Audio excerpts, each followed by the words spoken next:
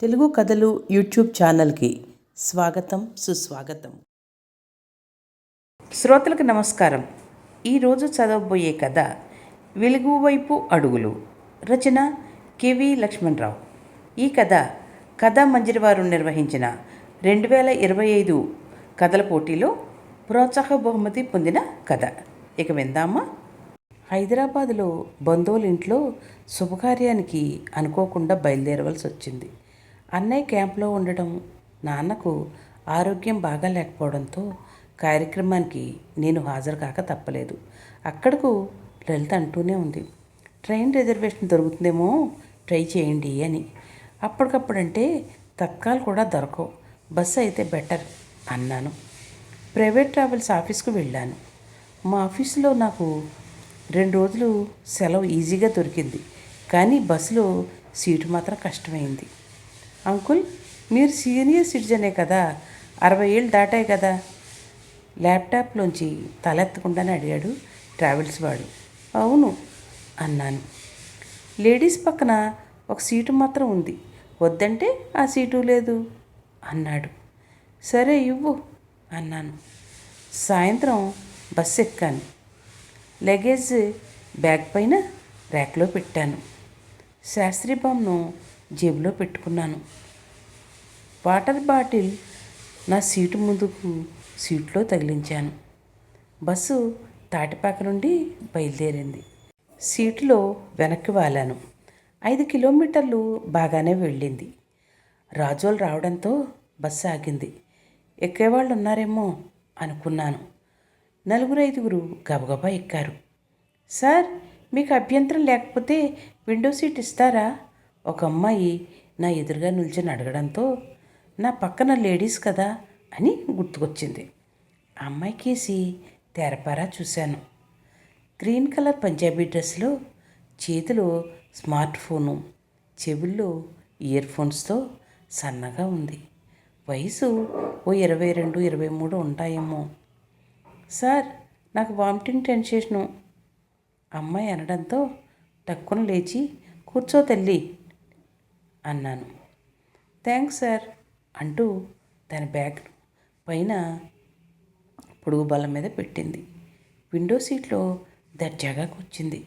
చేతిలో smart phone, చెవుల్లో ear phones ఆమెకు అదనపు ఆభరణాలుగా నిలిచాయి. చేతులు స్మార్ట్ ఫోన్ స్క్రీన్ మీద అటు ఇటు చకచకా చక్కర్లు కొడుతున్నాయి. ఫేస్బుక్ పోస్టులకు లైకులు కొడుతోంది. వాట్సాప్ స్టేటస్లకు రిప్లై ఇస్తోంది. నాకు ఆమె ఫోన్ భాగవతం చిరాకు పుట్టిస్తోంది. అయినా ఈ కాలంలో ఫోన్ మూడో చెయ్యి అయిపోయింది. ఒక్క బాత్రూమ్కి తప్ప మరెక్కడకు ఫోన్ లేకుండా బయటకు వెళ్ళలేకపోతున్నారు. ఫోన్స్ కాలం పోయే కాలం అనుకున్నాను. బస్సులో లైట్స్ అన్నీ ఆఫ్ చేసేశారు.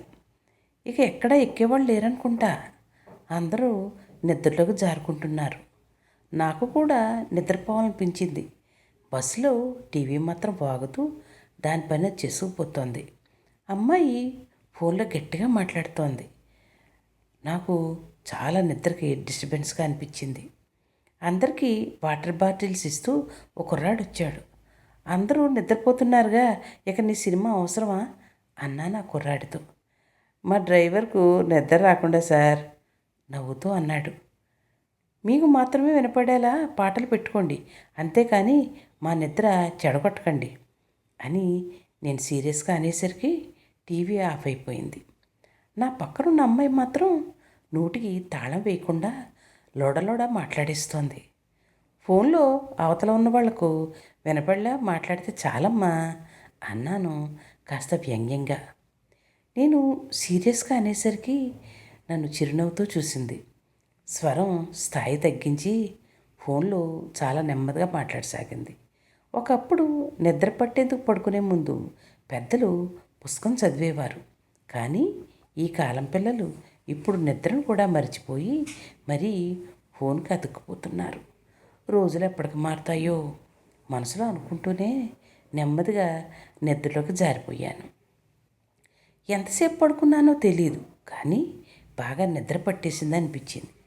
డ్రైవర్ బస్సులో లైట్లని ఒక్కసారి వేయడంతో మెలకు వచ్చేసింది. లేచి చూశాను. నా పక్కనున్న ఆ అమ్మాయి తీరులో మార్పు లేదు. అదే ఫోను, అవే వేళ్ళు ఫోన్ స్క్రీన్ మీద అటు ఇటు కదులుతున్నాయి. ఎంత ఫోన్ పిచ్చి అయితే మాత్రం ఇంత అర్ధరాత్రి కూడానా అనిపించింది. బస్సు విజయవాడ వచ్చింది. ఒక అరగంట ఆగుతుంది, ఈలోగా భోజనం టిఫిన్ ఏదైనా చేసేవాళ్ళు ఉంటే రండి అన్నాడు డ్రైవర్ అరుస్తూ. చేతి గడియారం కేసి చూశాను. సమయం సరిగ్గా రాత్రి 2 గంటలయింది. పడుకునే టైంలో పలహారమా? అసలు మతుందా వీడికి? అమ్మాయికి చూస్తూ అన్నాను. సార్ అంది ఒక్కసారిగా. ఎందుకు అన్నట్టుగా చూశాను. కిందకి వెళ్ళాలి సార్ అంది ఇబ్బంది పడుతున్నట్లుగా. డ్రైవర్ గురించి నేనన్న మాటలు ఆమె వినలేదని అర్థమైంది. అయినా చెవుల్లో వైర్లున్నప్పుడు నా మాటకు ఎందుకు వినిపిస్తుంది? నన్ను నేను తిట్టుకున్నాను. నేను కూడా తప్పదనుకుంటూ ఇబ్బందిగా లేచాను. అమ్మాయి కిందకి వెళ్ళింది. నేను కూడా కిందకి దిగి లఘు సంఖ్య తీర్చుకొని వచ్చాను. ఒక్కసారి బస్సు లోపల పరిశీలించాను. పిల్లలు ఏడుస్తున్నారు. తల్లులు వాళ్ళని ఆడిస్తున్నారు. పెద్దలు ఆవలిస్తున్నారు. చిన్నవాళ్ళు చిత్రంగా చూస్తున్నారు. రోజు ఇంతమందికి ఎన్ని అవసరాలుంటాయో కదా. ఇబ్బంది పడుతూనే ప్రయాణిస్తారు. గమ్యం చేరడం కోసం గమనం తప్పదనుకుంటారు అనుకున్నాను మనసులో. అంతలోనే అమ్మాయి వచ్చి కూర్చుంది. మళ్ళీ ఫోన్లో చాటింగ్ చేస్తోంది. బస్సు బయలుదేరింది. అందరూ రెండోసారి మెల్లగా నిద్రలోకి జారుకుంటున్నారు. కానీ అమ్మాయి మరియు ఫోన్లో మాత్రం మార్పు రాలేదు. ఇంత రాత్రిలో కూడా నా తల్లి కనీసం పడుకోకుండా అన్నాను. ఆమెకు వినపడినట్లేదు. అవునులే, ఫోన్లో పడితే పగటికి రాత్రికి తేడా తెలియదుగా. అమ్మాయి గాలిలో అంటూ ముద్దులు కూడా పెడుతోంది. నాకు అలా చూడగానే అసహ్యం వేసింది. అమ్మాయి విపరీత వికృతి చేష్టలు నాకు చిరాకును తెప్పించాయి. ఒక పెళ్లి కాని అమ్మాయి ఇలా ప్రవర్తించవచ్చునా అనుకున్నాను. కానీ నా అవసరం ఇవన్నీ పక్కన పెట్టి అమ్మాయితో తప్పక మాట్లాడేలా చేసింది. అమ్మాయి అంటూ పిలిచాను. ఏంటి సార్ అంది తల తిప్పి. బస్సు దిల్సుఖ్ నగర్ వస్తే చెప్పమ్మా, నేను అక్కడ దిగాలి అన్నాను. నేను అక్కడే దిగుతాను సార్, చెప్తానులేండి అంది. సంతోషం అంటూ ఆ అమ్మాయికేసి కొంచెం వెటకారంగా చూస్తూ సీట్లో నుండి వెనక్కి వాలాను. నిద్రలోకి మెల్లగా జారుకునే సమయంలో మా వెనక వరుసలో కూర్చున్న ఒక చంటి పిల్లాడు గట్టిగా ఏడవడం మొదలెట్టాడు. బస్సులో ఉన్న వారంతా ఒక్కసారిగా లేస్తూ ఏమైంది అంటూ అడుగుతున్నారు. నా పక్కన కూర్చున్న అమ్మాయి కూడా నన్ను అడగకుండానే నా కాళ్లను రాసుకుంటూ తోసుకుంటూ వెళ్ళింది. నాకు భలే కోపం వచ్చింది. ఆకలి నిద్ర అనేవి అవసరాలు. అవి వచ్చినప్పుడు తీర్చేసుకోవాలే కానీ మనకు వీలైనప్పుడు వాటిని ఆహ్వానించలేం కదా. చంటిపిల్లాడి ఏడుపును కూడా ప్రపంచంలో 8వ వింతగా చూస్తున్న జనాన్ని లోపల తిట్టుకుంటూనే నిద్రకు ఊరిగాను. దిల్సుఖ్ నగర్ వచ్చింది, దిగేవాళ్ళు దిగాలి. క్లీనర్ అరుపులాంటి పిలుపుతో ఒక్కసారిగా దిగ్గున లేచాను. అప్పటికే ఆ అమ్మాయి తన బ్యాగ్ తీసుకోవడానికి సమాయత్తం అవుతోంది. అమ్మాయి చెప్పలేదే? సీరియస్గా ఒక లుక్ వేస్తూ నా బ్యాగును గబగబా చేతిలోకి తీసుకుంటూ అడిగాను. పిలిచాను సార్, ఒకసారి కాదు 2-3 సార్లు సార్ అంటూ అరిచాను. కానీ మీరు లేవలేదు. బ్యాగ్ తీసుకుంటూ మీరు మెలకు తెచ్చుకోవడానికి గట్టిగా చప్పుడు కూడా చేశాను అంది. గొప్ప పని చేశావు అన్నట్టుగా వెటకారంగా చూశాను. బ్యాగ్తో నా ముందుకు నడుస్తూ డ్రైవర్ కేసు చూస్తూ ఒక్కసారిగా ఆగింది. దిగే ముందు డ్రైవర్తో ఈవిడికేమిటి పని అని అమ్మాయికేసి చిత్రంగా చూస్తూ అనుకున్నాను. సార్ అని పిలిచింది. డ్రైవర్ నన్నేనా సార్ అని ఎవరు పిలిచారు అన్నట్టుగా సందేహిస్తూ చూశాడు. ఆ అమ్మాయి డ్రైవర్ కేసి చిరునవ్వుతో చూసింది. డ్రైవర్తో పాటు నేను ఆశ్చర్యపోయాను. సార్, రోజు మీరు ఎంతోమందిని వారి గమ్యానికి క్షేమంగా చేరుస్తారు. వారంతా మీకు తెలీదు. అలాగే వారికి మీరు తెలీదు. వారి సురక్షిత ప్రయాణం కోసం మీరు కంటికి రెప్పను కూడా ముయ్యకుండా, ప్రాణాలకు సైతం లెక్క చేయకుండా పోరాడే సైనికుల్లా పనిచేస్తారు.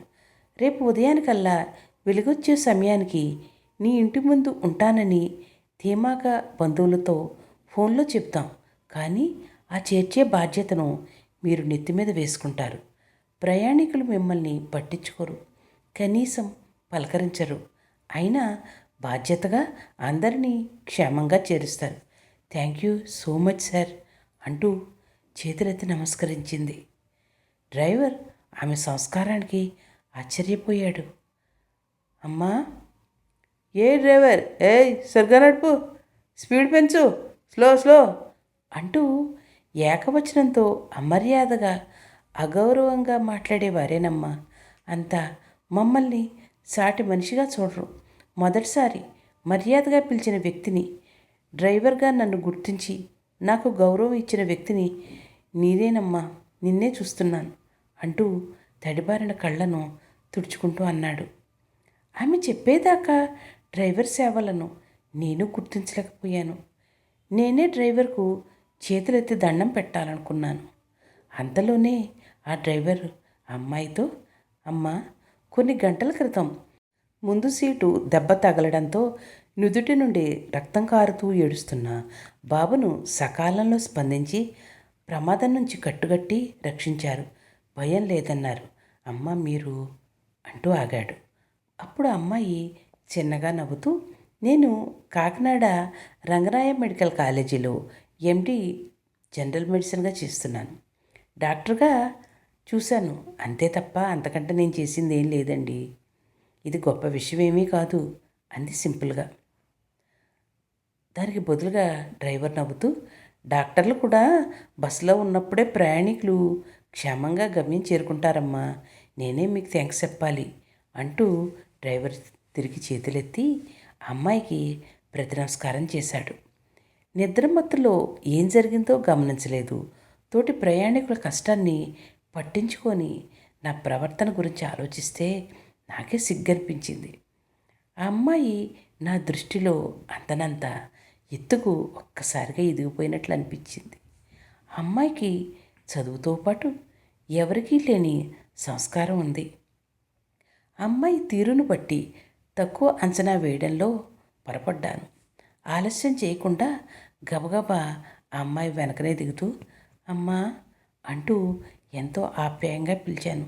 ఎందుకు సార్? ఆగి నా వైపు తిరుగుతూ చిరునవ్వుతో అడిగింది. పేరు అడిగాను. రమ్మ సార్ అంది.